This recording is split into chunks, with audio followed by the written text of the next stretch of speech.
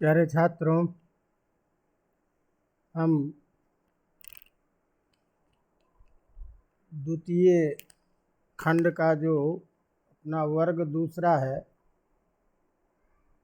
उस सिलेबस को प्रारंभ करने जा रहे हैं। प्रथम ग्रुप में आपने रघुवंश के 10 श्लोक को, कुमार संभव के 10 श्लोक को और उसके बाद में जो अपना तृतीय ग्रंथ था उसके 10 श्लोक को आपने देखा किरातार्जुनीयम में। अब ग्रुप 2 में आपका सिलेबस जो है वो ईशावास्योपनिषद है।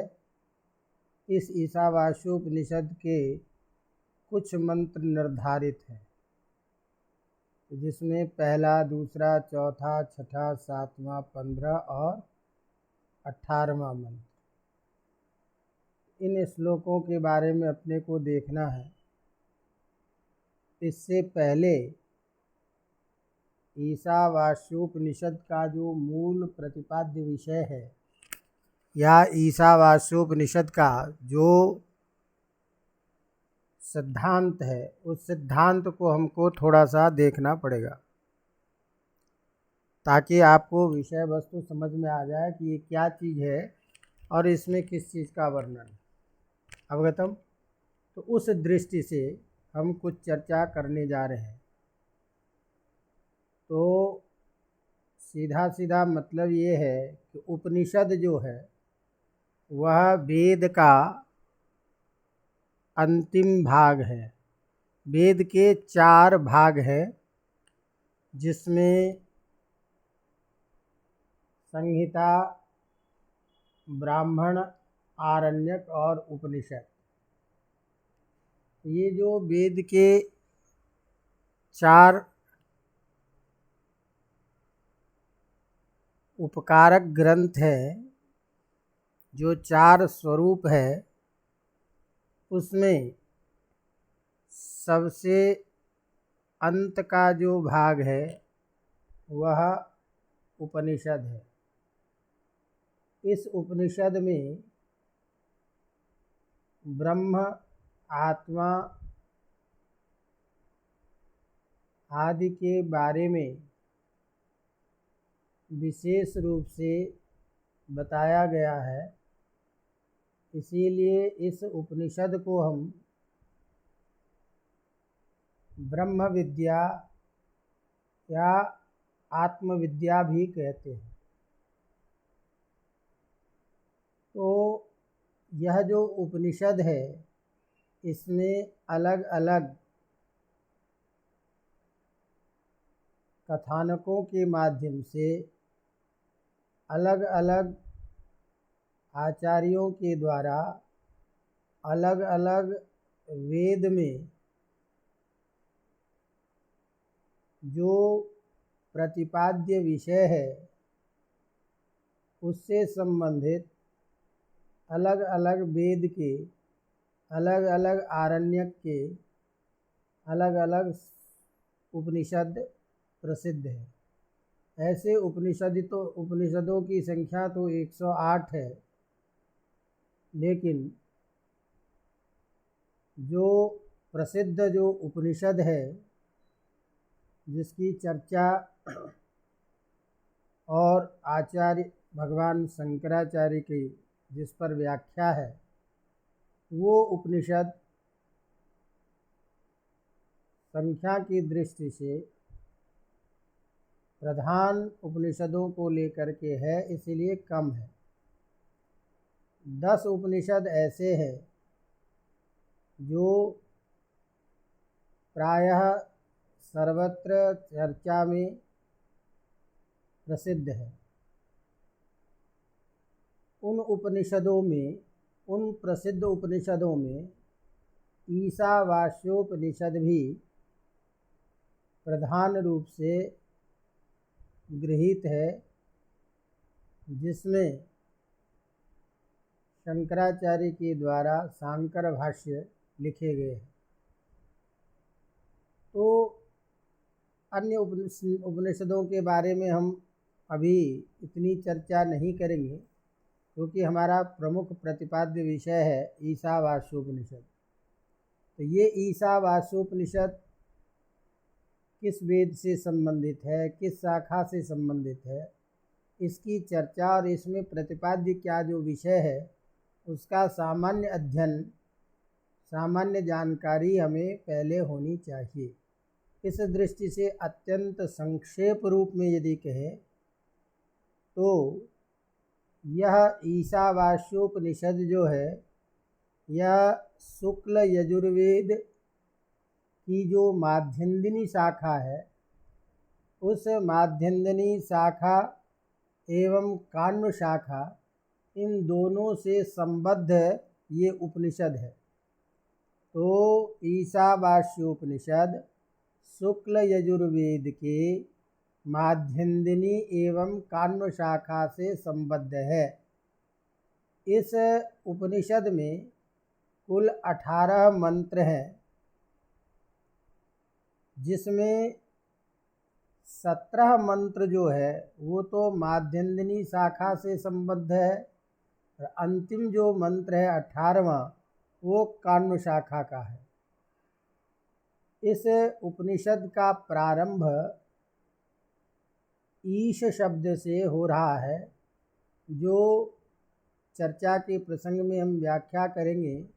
ईशावास्यमिदं सर्वम, इस मंत्र के द्वारा इसका प्रारंभ हो रहा है।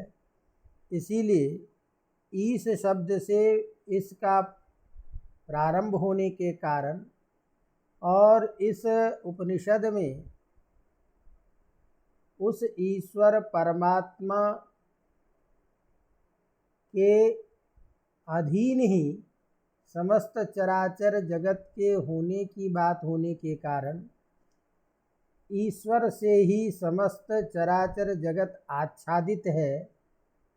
सभी चीज़ों में ईश्वर की ही सत्ता है, सभी चीज़ें ईश्वर का ही स्वरूप है। इस तरह से ईश्वर की व्यापकता, आत्मा की व्यापकता, उसी के अधिकरण में सभी वस्तुओं का होना, ये प्रधान चीज़ें हैं। तो वह आत्म तत्व क्या है, इस दृष्टि से उनके समस्त स्वरूप आदि का वर्णन इसमें मुख्य प्रतिपाद्य विषय है। तो प्रथम मंत्र का जो प्रारंभ है ईशावास्यमिदं सर्वम, और उसके द्वारा समस्त चीज़ों में ईश्वर की सत्ता को बताना अभिप्रेत होने के कारण इस उपनिषद का नाम ईशावास्योपनिषद रखा गया है। इस उपनिषद के मुख्य 2 सिद्धांत हैं। मुख्य 2 बातें प्रतिपाद्य के रूप में है। ये सृष्टि के प्रारंभ काल से ही 2 धाराएं चलती हैं। एक है जो प्रवृत्ति मार्ग है, जो विभिन्न कर्मों के द्वारा विभिन्न शास्त्रीय कर्म के आधार पर निष्काम रूप से कर्म करते हुए परम पद को प्राप्त करने की बात, जिसको हम कर्म सिद्धांत के रूप में ले सकते हैं।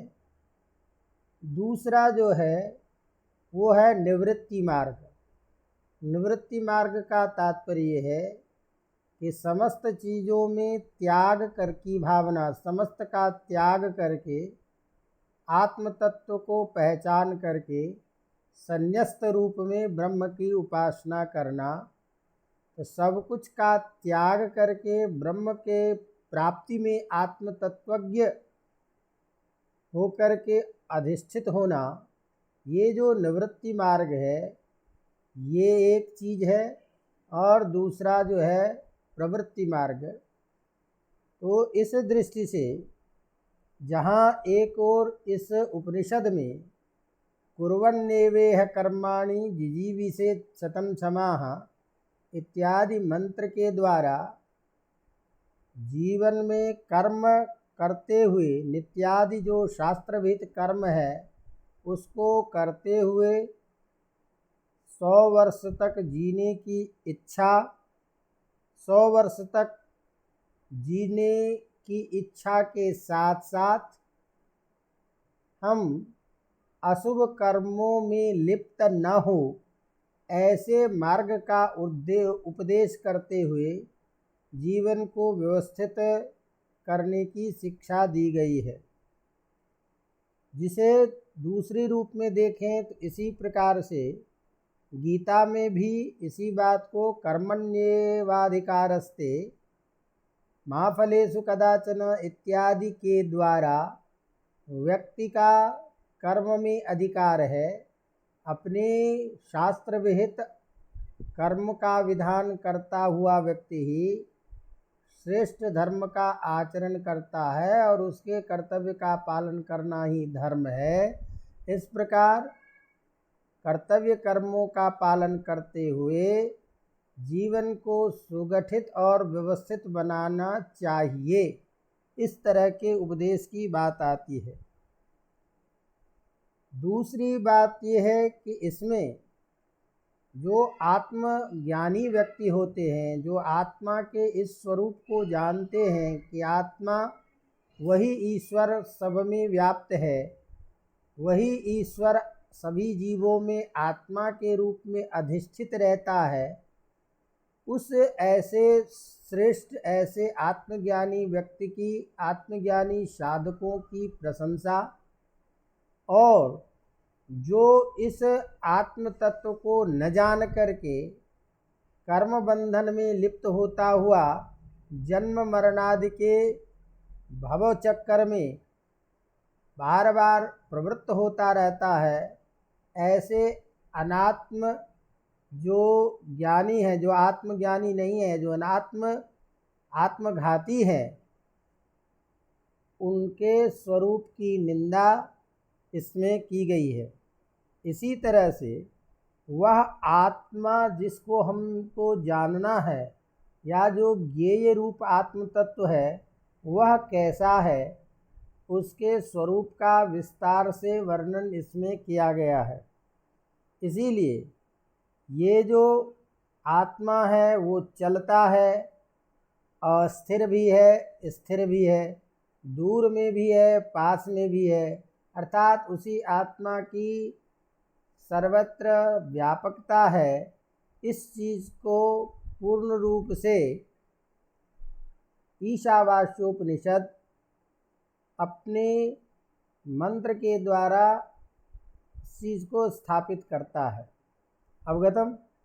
इसी तरह इसके बाद जैसे कि मैंने कहा, अनात्मज्ञ जो व्यक्ति है, जो आत्मा के स्वरूप को नहीं जानता है, उसकी निंदा की जाती है। इसी में परस्पर जो ईश्वर की आज्ञा है और उसमें ईश्वर के प्रति अपने को कर्मों को समर्पित करते हुए जीवन में निष्काम भाव से कर्म करने की जो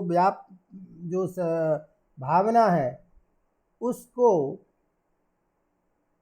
यहाँ विशेष रूप से बता करके व्यक्ति के जीवन को व्यवस्थित करने की बातें की गई है।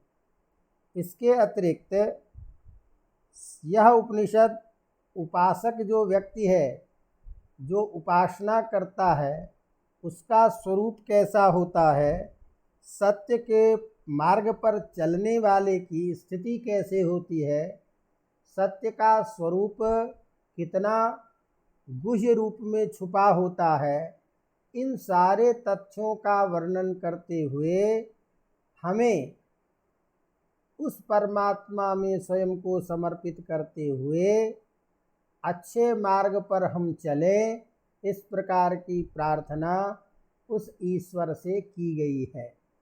तो इस तरह से इस ईशावास्योपनिषद में ईश्वर की सर्वव्यापकता, आत्मा का स्वरूप, आत्मघाती की निंदा और इस तरह से जीवन में हम अच्छे मार्ग पर कैसे चलें, इस भावना से ईश्वर के प्रति प्रार्थना ये मुख्य रूप से इसमें प्रतिपादित है।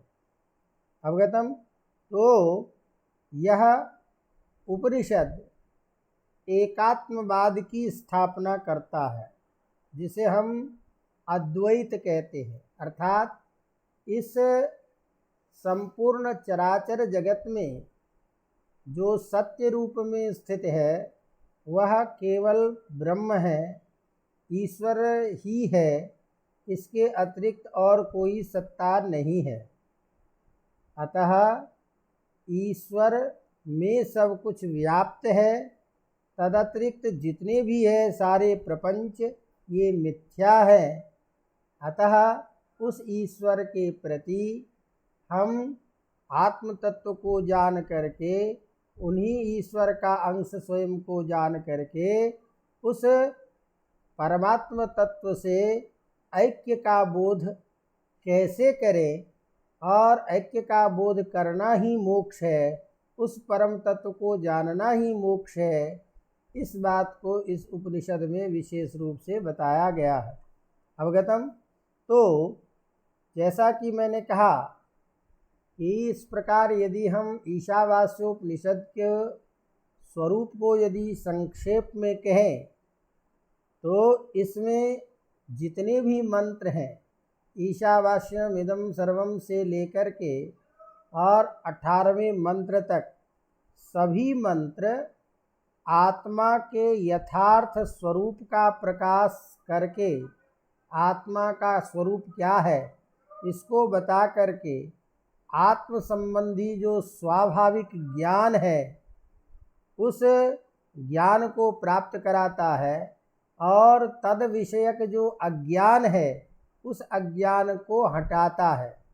तो अज्ञान, आत्म संबंधी अज्ञान की निवृत्ति कराकर उस परम तत्व आत्म स्वरूप का बोध कराते हुए इस संसार के शोक मोह आदि धर्मों से अलग हटा करके जो आत्मिक रूप जो ज्ञान है, आत्म तत्व रूपी जो विज्ञान है, स्वयं को परमात्मा रूप के समझने में उस आत्मा के साथ में जो एकान्वय बोध है, उस बोध को उत्पन्न कराना ही ईशावास्योपनिषद का मुख्य तात्पर्य है। अतः इस ईशावास्योपनिषद का अधिकारी वही व्यक्ति होता है जो मुमुक्षुत्व है, मोक्ष की इच्छा रखने वाला है। किसी भी ग्रंथ के उपदेश करने के पीछे 4 अनुबंध होते हैं, जिसे अनुबंध चतुष्टय कहते हैं। तो अनुबंध चतुष्टय में अधिकारी, विषय, संबंध, प्रयोजन, ये जो है ये मुख्य बातें रहती है।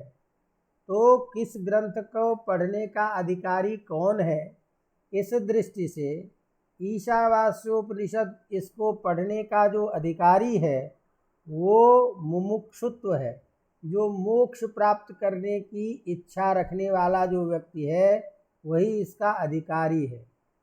और जीव में जो स्थित आत्मा है और जो परमात्मा है, ये दोनों अभिन्न है, दोनों एक ही है। इसलिए आत्मा की एकता, आत्मा का ऐक्य, यह इसका प्रतिपाद्य विषय है। और उन दोनों में प्रतिपाद्य प्रतिपादक भाव संबंध है, तथा अज्ञान की निवृत्ति करा करके परमानंद रूप जो मोक्ष प्राप्ति मोक्ष है, ये मोक्ष प्राप्त कराना ही इसका प्रयोजन है। तो ईशावास्योपनिषद आत्म संबंधी उपनिषद, ईश्वर की सत्ता को बताने वाला उपनिषद, सभी चराचर जगत में ईश्वर का ही बोध, ईश्वर की ही सत्ता, ईश्वर की ही व्यापकता, ईश्वर का ही स्वरूप, ये बोध कराना और उसके साथ साथ उस आत्म तत्व का स्वरूप क्या है, उसको जानने वाला व्यक्ति कैसा होता है, जो आत्म के अनात्मज्ञ व्यक्ति है उसका क्या स्वरूप है, ये सारी की सारी चीज़ें इस उपनिषद में की गई है। अतः इसके इन मुख्य प्रतिपाद्य विषय को ध्यान में रखते हुए ही इसके मंत्रों की व्याख्या हमको अच्छी तरह से करनी है। अवगतम, समझ में आ गई बात? तो अब यदि हम इसको संक्षेप में यदि कहें कि ईशावास्योपनिषद के प्रतिपाद्य विषय को वर्णन कीजिए, तो अब ये जो मंत्र है ध्यान दीजिए, एक एक मंत्र की व्याख्या में अलग अलग बात करेंगे। उपनिषद शब्द स्त्रीलिंग में है, इसीलिए यदि हम उपनिषद को पूरे को लेकर के बात करेंगे तो अस्याम उपनिषदि ईश्वरस्य व्यापकता, ईश्वरस्य नित्यता, सर्वत्र ईश्वरस्य सत्ता, ईश्वरेण व्याप्तम इदं जगत् वर्तते, सर्वस्मिन्नपि वस्तुषु सर्वेष्वपि पदार्थेषु ईश्वरस्य स्वरूपं वर्तते। अतः तस्य ईश्वरस्य आत्मरूपेण ज्ञानं तत्स्वरूपं कीदृशम् अस्ति, एतत् सर्वम् अस्याम् उपनिषदि वर्णितम् अस्ति।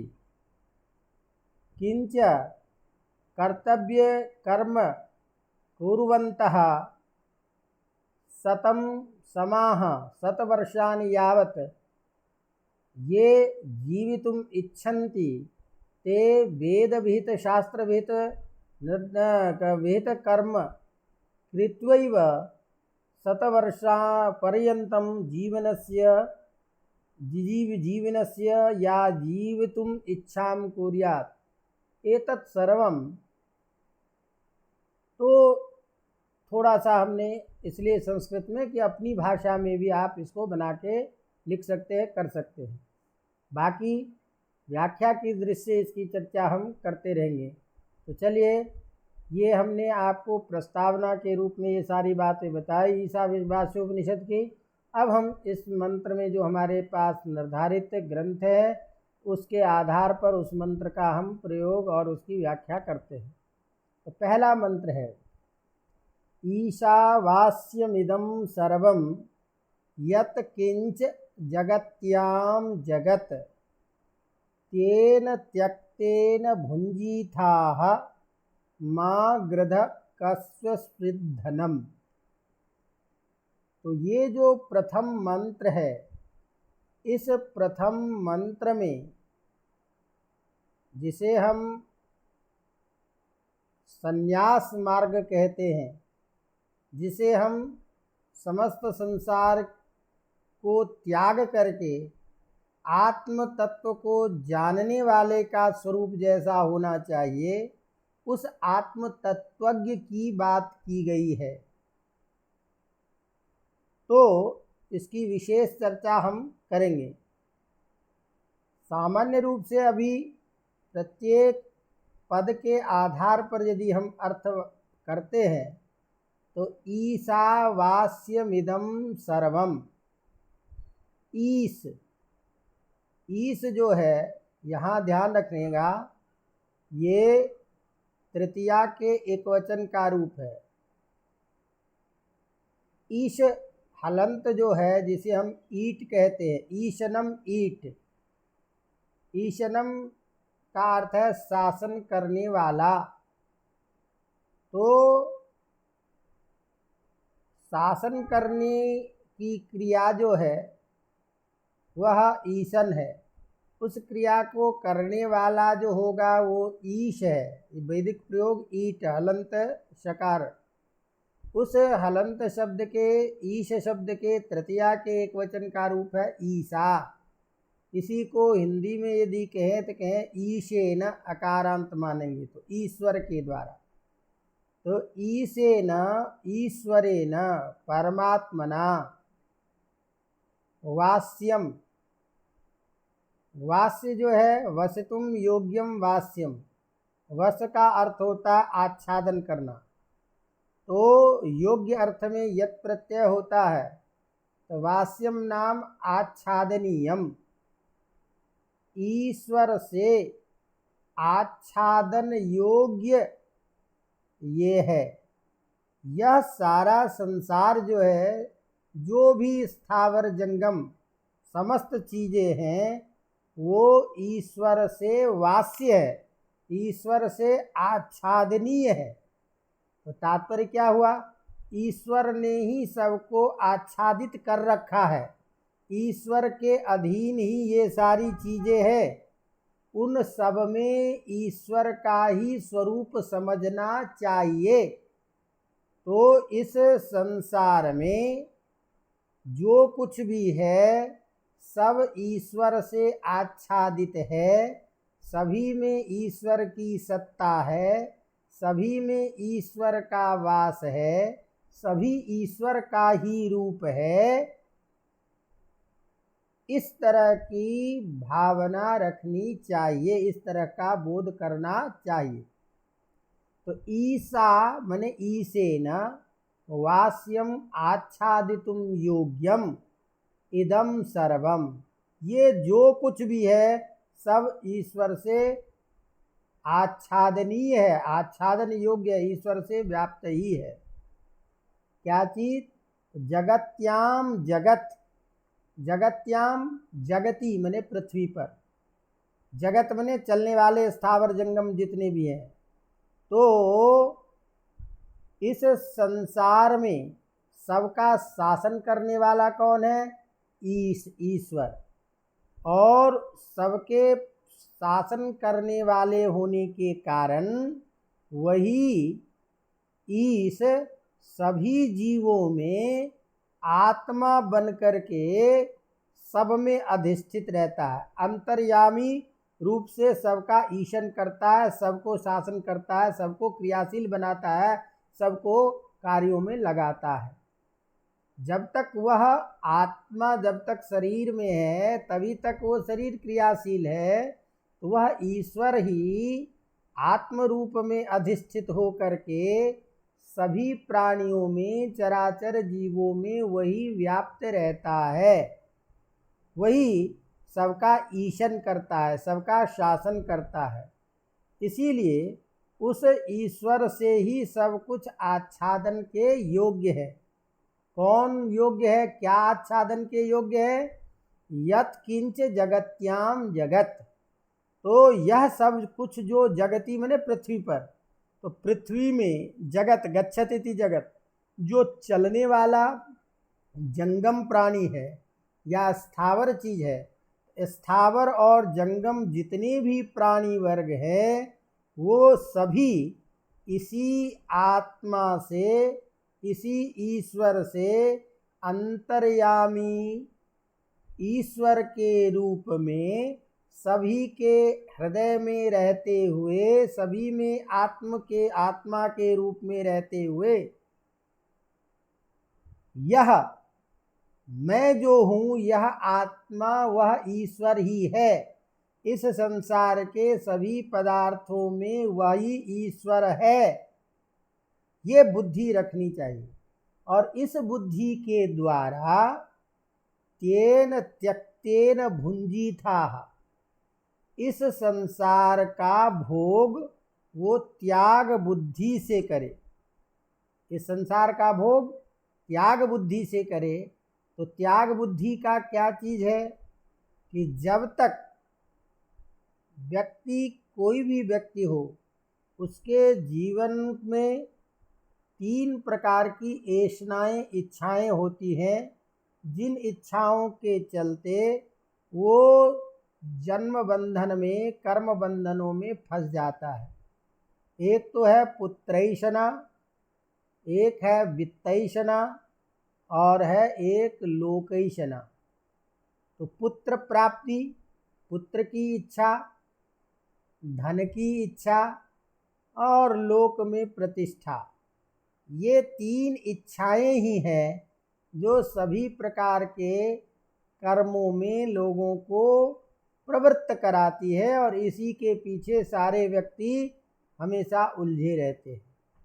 तो ये जो 3 प्रकार की जो ऐषणाएं हैं, इनका जब तक त्याग नहीं होगा तब तक उस आत्म तत्व स्वरूप को हम समझ नहीं सकते, तब तक उस परमात्म के रूप को बोध करने में हम प्रवृत्त नहीं हो सकते।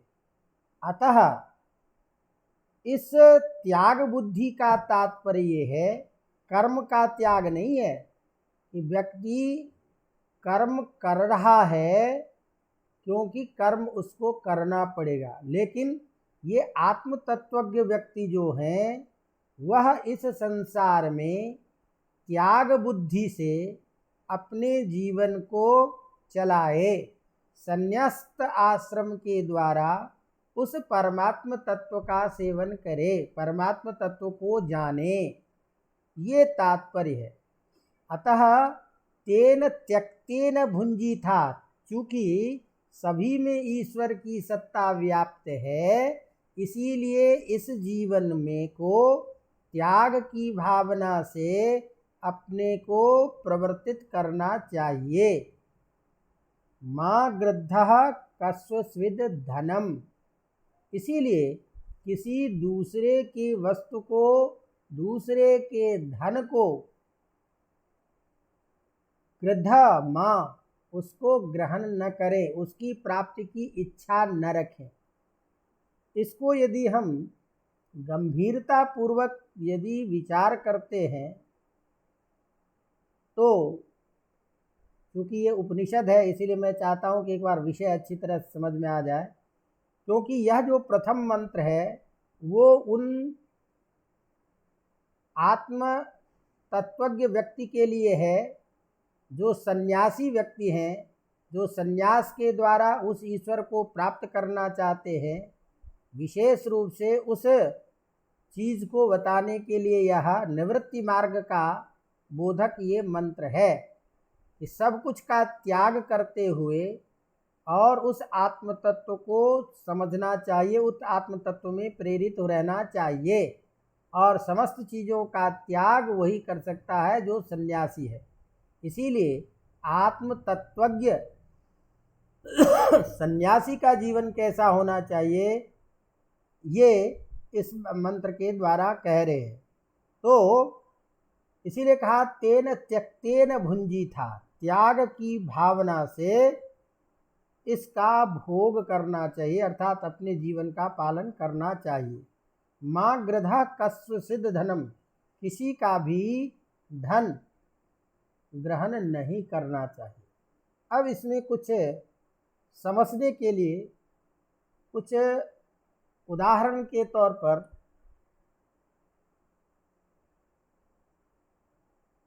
इस स्वरूप को हम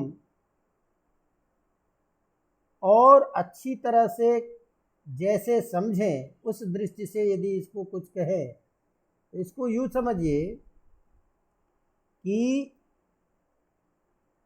ये जो हमने अभी आपको कहा कि सारा कुछ उस ईश्वर से व्याप्त है, तो ऐसी स्थिति में जब ईश्वर से सब कुछ व्याप्त ही है तो सभी में वह ईश्वर है और मैं भी वही ईश्वर हूँ। तो ऐसी स्थिति में उस ईश्वर की व्यापकता में जो व्यक्ति ये सोच करके चलेगा, उसकी किसी भी अन्य चीज़ों के प्रति स्वाभाविक रूप से उसकी आसक्ति नहीं होनी चाहिए और नहीं होगी। इसीलिए यत्किंचित जगत्याम जगत, यह सब जो कुछ जगती में इस पृथ्वी पर जगत संसार में स्थावर जंगम प्राणी वर्ग है, वह सब अपने आत्मा ईश्वर अंतर्यामी रूप से यह सब कुछ मैं ही हूँ ऐसा जान करके परमार्थ सत्य रूप परमात्मा से वह इस संपूर्ण चराचर जो मिथ्या जगत है उसको आच्छादित कर देता है, उससे आच्छादित करने योग्य है। इसीलिए दूसरे में भी वह ईश्वर की बुद्धि प्रतिष्ठित हो जाती है, और जब यह प्रतिष्ठित हो जाएगी तो फिर वह उसी आत्म तत्व को समझने लगता है। इसको इस रूप में कहा कि जैसे मान लीजिए कि कोई चंदन है, धूप है, वो यदि किसी जल आदि पानी से किसी अन्य चीज़ से गीला हो जाता है तो उसकी एक दुर्गंध हो जाती है। लेकिन वही चंदन को जब हम घिसते हैं और घिसने के बाद में जो उसमें अप्रच्छन्न जो पहले वह खुशबू थी, उसके स्वरूप के आने पर जैसे वो सारी गंदगी या जो दुर्गंध है वो समाप्त हो जाती है, उसी तरह से इस मिथ्याभूत संसार में जब हम उस आत्म तत्व के स्वरूप को समझते हैं और उसके उस ज्ञान के द्वारा समस्त मिथ्याभूत समाचार से संसार से हमारी निवृत्ति होने लगती है, हमें उसके प्रति त्याग की भावना आ जाती है, तो फिर यह जो मैं हूँ, अलग हूँ, यह द्वैत भाव समाप्त हो जाता है।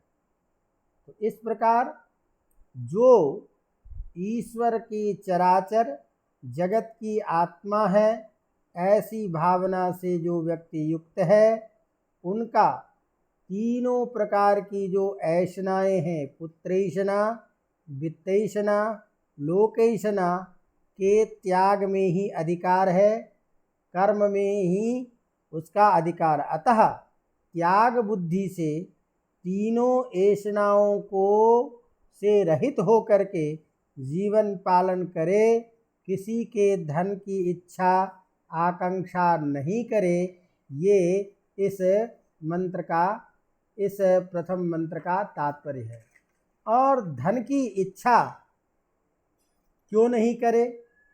क्योंकि यह जो धन है उसमें भी ईश्वर का तत्व है, क्योंकि प्राणी के समस्त चराचर जगत में जब सब कुछ है तो उसमें भी वह ईश्वर है।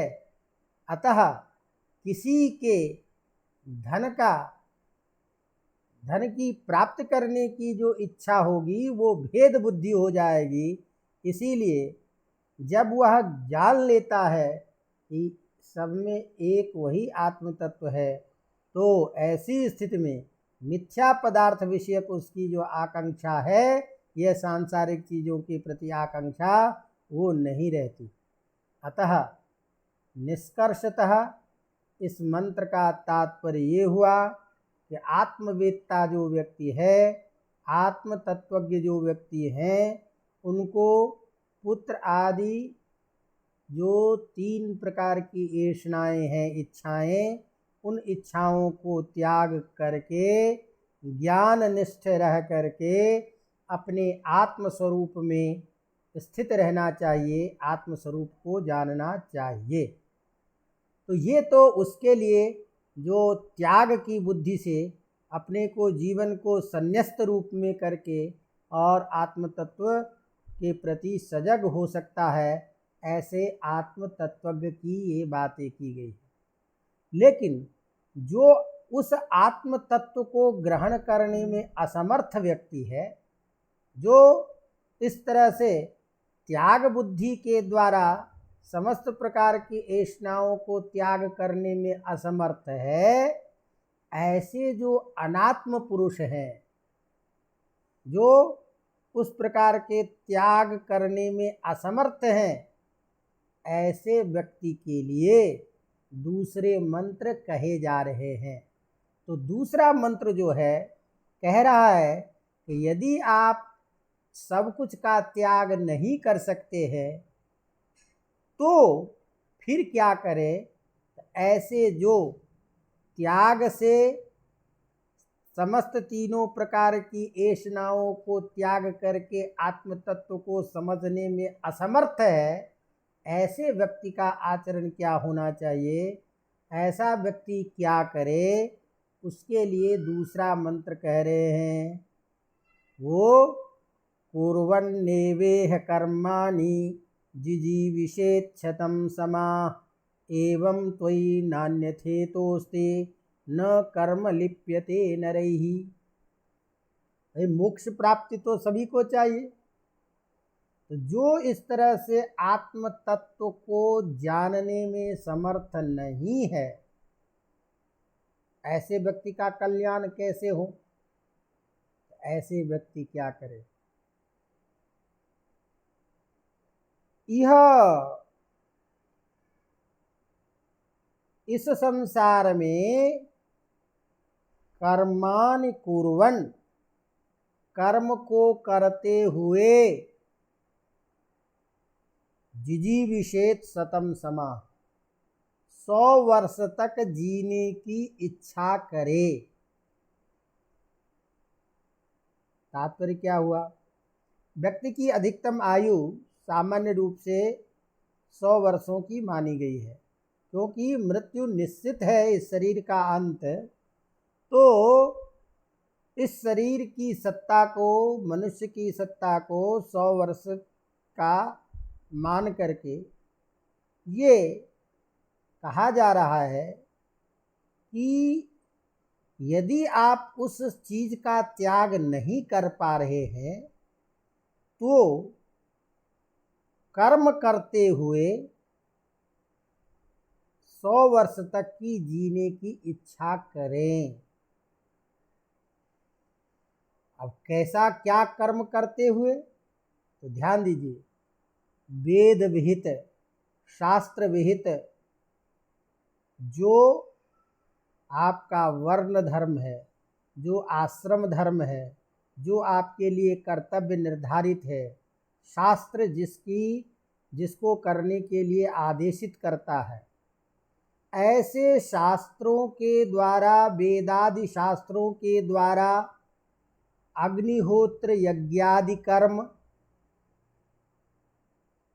और जैसे गृहस्थाश्रम में पंच यज्ञ नित्य नैमित्तिक कर्म हैं, उन कर्मों को करते हुए हमें 100 वर्ष तक जीने की इच्छा करनी चाहिए।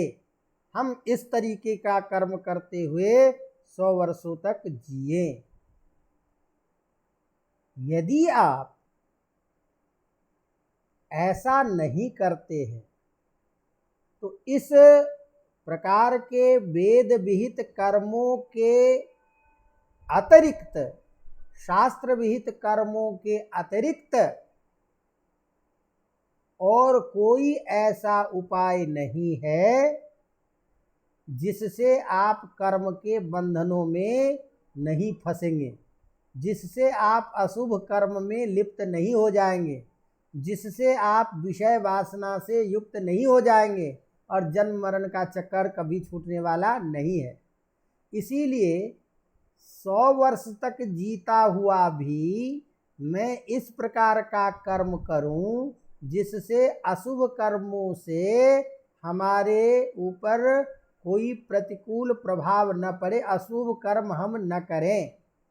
तो वेद विहित, शास्त्र विहित कर्म को यदि हम कर रहे हैं, वही एक साधन हमारे पास ऐसा है जो इस जीवन में जीते हुए, संपूर्ण जीवन का पालन करते हुए भी हम उस परमात्मा तक पहुंच सकते हैं।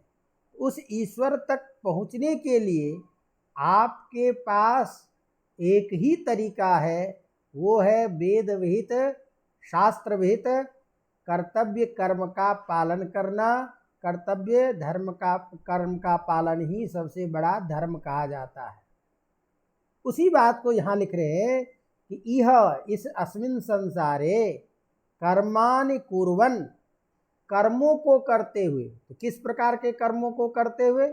मनमौजी जो इच्छा हो वो नहीं, शास्त्र विहित वेद विहित कर्मों को करते हुए शतम समाह जिजीविषेत, 100 वर्षों तक जीने की इच्छा करनी चाहिए।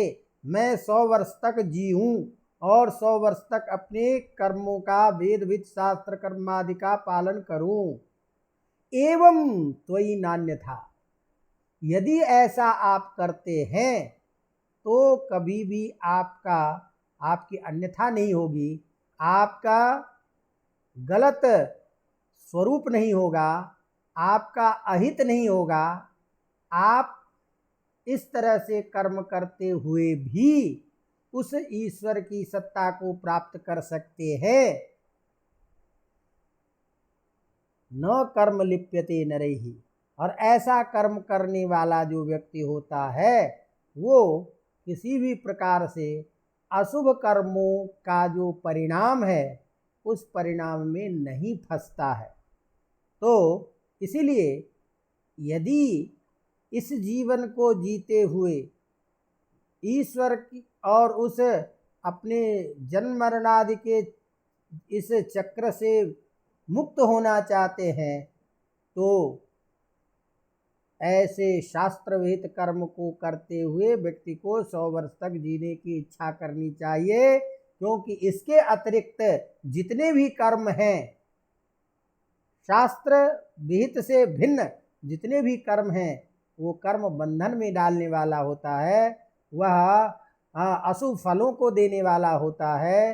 अतः अकल्याणकारी होने के कारण और हमें कोई उपाय नहीं दिखता है वेद विहित कर्म के अतिरिक्त। इसीलिए गीता आदि में कहते हैं कि स्वे स्वे कर्मण्यभिरतः संसिद्धिं लभते नरः, जिसका जो कर्तव्य है उस कर्तव्य का जो पालन कर रहा है वही उसका सबसे बड़ा धर्म है। तो इस तरह से एवं इस प्रकार अर्थात वेद विहित कर्म को करते हुए त्वयि तुम्हारी कभी अन्यथा विपरीत स्थिति, तुम्हारी गलत स्थिति नहीं होगी। और ऐसे करते हुए न कर्म लिप्यते नरैहि, मनुष्यों के द्वारा ऐसे अशुभ कर्मों में कभी वो लिप्त नहीं होता। तो क्या तात्पर्य निकला श्लोक का? इस श्लोक में कर्म करते हुए 100 वर्ष तक की जीने की इच्छा करनी चाहिए। इस प्रकार का मनुष्यत्व, जो अभिमान करने वाला मनुष्य है कि मैं हूँ, ऐसे मनुष्य को इसके अलावा और कोई मार्ग नहीं है जिसके आचरण से, इस वेद विहित कर्म के करते रहने से ऐसा व्यक्ति कभी अशुभ कर्मों से लिप्त नहीं होता। अवगतम? तो इस श्लोक में वेद शास्त्रादि विहित अपने कर्मों का आचरण करते हुए 100 वर्षों तक सुखपूर्वक जीवन की कामना करने की बातें कही गई है, करने की शिक्षा दी गई है। क्योंकि मनुष्यत्व मात्र का अभिमान रखने वाला जो व्यक्ति है वह मैं मनुष्य हूँ इस बात को मानकर चलने वाला व्यक्ति जो है उसको इस कर्म बंधन से मुक्त होने के लिए वेद शास्त्रादि विहित कर्म के अतिरिक्त और कोई उपाय नहीं है। अतः विहित कर्मों के आचरण से मनुष्य कर्म बंधन में नहीं फंसता और अशुभ कर्मों में लिप्त नहीं होता है। तो निष्कर्षतः तात्पर्य ये है कि अग्निहोत्रादि वेद कर्म से अतिरिक्त और कोई ऐसा नहीं जो कि बंधन में नहीं डालता हो, अशुभ कर्मों में लिप्त नहीं करता हो। अतः कर्म करने वाले जो व्यक्ति हैं उनको इस प्रकार के कर्म को करते हुए जीवन जीने की इच्छा करनी चाहिए। तो इस तरह से प्रथम मंत्र में आपने क्या देखा कि सब कुछ को त्याग करने की बात कही गई है, और त्याग वही कर सकता है जो संन्यस्त व्यक्ति है।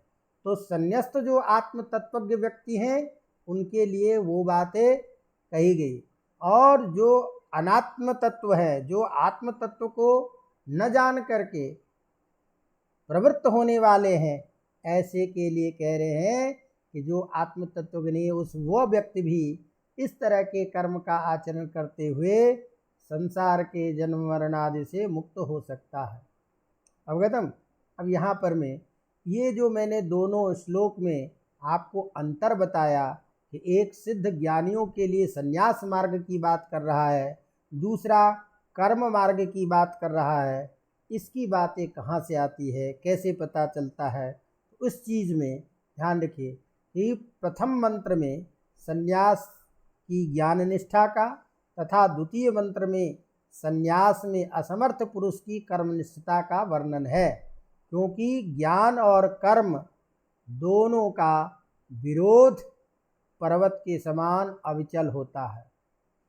यहाँ भी जो जीने की इच्छा करे, जो जीना चाहता है वह कर्म करते हुए जीना चाहे, यह सब ईश्वर से आच्छादन करने योग्य है।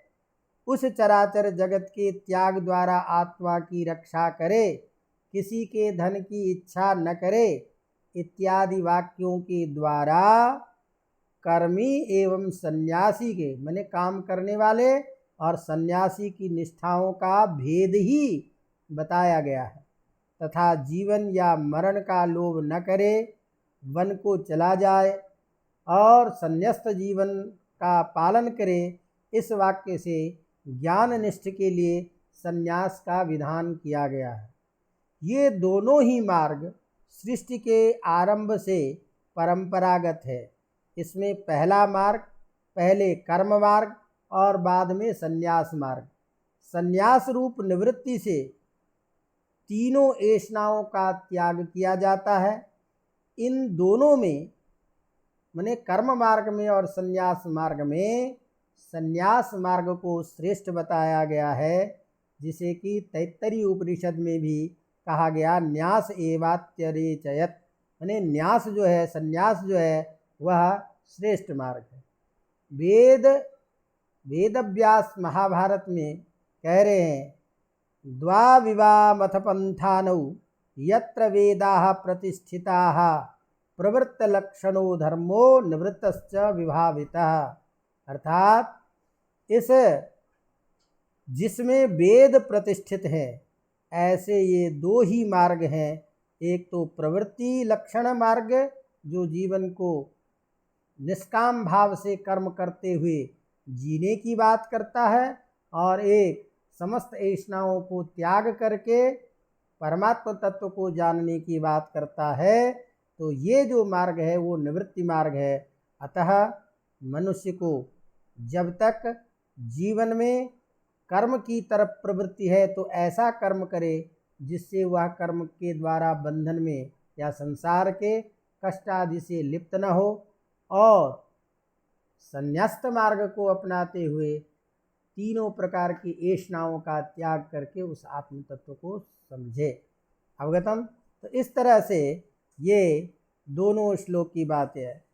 अब चूँकि तीसरा श्लोक आपके उसमें सिलेबस में नहीं है, तो तीसरे श्लोक में जो आत्मघाती व्यक्ति हैं, जो आत्म तत्व को नहीं समझते हैं और अपनी इच्छानुसार कर्म में प्रवृत्त होते हैं, ऐसे व्यक्ति की यहाँ निंदा की गई है। तो तीसरे श्लोक में उस आत्म तत्व की निंदा की गई है, और जो चौथा श्लोक है हमारा, उस श्लोक में कि जिस आत्म तत्वज्ञ की बात हम करते हैं, जिस आत्मा को जानने की बात करते हैं, और जिस आत्मा का नहीं जानना ही आत्मघाती कहलाता है, वही व्यक्ति आत्महानि कहलाता है। वो आत्मा कैसा है, उसका स्वरूप किस प्रकार से है, इस बात को बताने के लिए चतुर्थ मंत्र में आत्मा के स्वरूप के बारे में बता रहे हैं। और वो मंत्र अनेजदेकम मनसो जबीयो नैनद्देवा आपनुवन पूर्वमर्षत तद्धावतो अन्यान अत्येति तिष्ठत् तस्मिन्नपो मातरिश्वा दधाति। तो चौथा जो हमारा यह मंत्र है, इस मंत्र में जिस आत्मा का हनन करने से अज्ञानी लोग जन्म मरण संसार रूप इस संसार को प्राप्त करता रहता है, और इसके विपरीत जिसके जानकार ज्ञानी लोग इससे मुक्त हो जाते हैं, वह आत्म तत्व कैसा है, उसका स्वरूप क्या है, इस बात को इस चौथे मंत्र में कहा गया है।